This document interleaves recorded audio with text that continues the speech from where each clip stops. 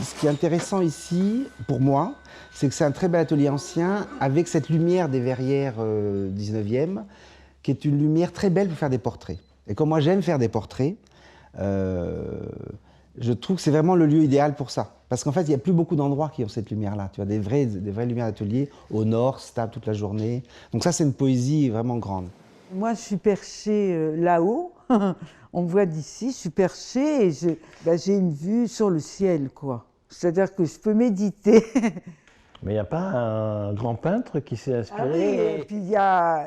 oui, mon habitation est habitée.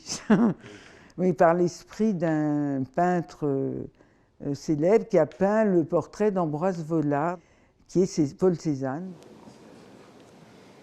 C'est un endroit, et pas seulement il a une histoire, parce qu'il y a des gens très célèbres qui sont passés par là, mais je crois qu'il y a toute une histoire dans les murs. Je veux dire, c'est habité pour les gens qui sont passés, ne l'ont pas quitté complètement. C'est un privilège, c'est un défi aussi, parce qu'il faut être à l'auteur de cette histoire. Et ce qui m'a ému aussi, c'est qu'il y a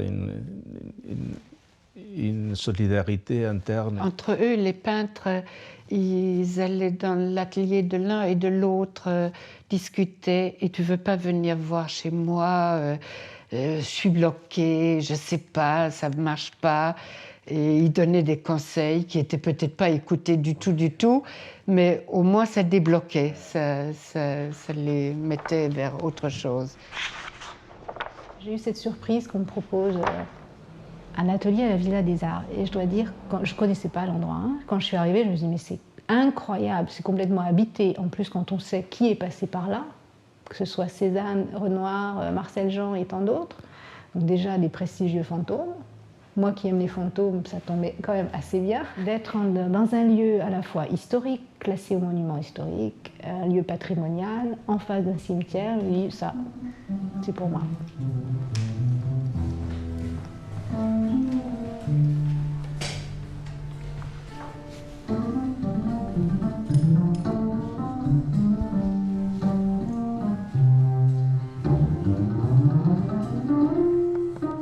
À la base, il n'y a pas de différence. Ce sont des champs d'action possibles qui s'ouvrent. Et nous, on les confronte, on les explore avec nos moyens à nous. Et voilà, et les réponses produisent celles différentes. C'est-à-dire que tout d'un coup, on a pris conscience qu'on allait être éjecté, tout simplement. 2005, ça a été la mobilisation de la Villa des Arts contre le rachat de la villa par un promoteur. On a découvert ça en été, où on a su qu'on avait été vendu, le bâtiment a été vendu. Ils voulaient découper la Villa des Arts en loft de luxe et ne plus mettre à la porte les artistes. Hein. Pour moi, c'était horrible d'imaginer le commercial en disant « Ah, mais je vais vous vendre l'atelier de Cézanne.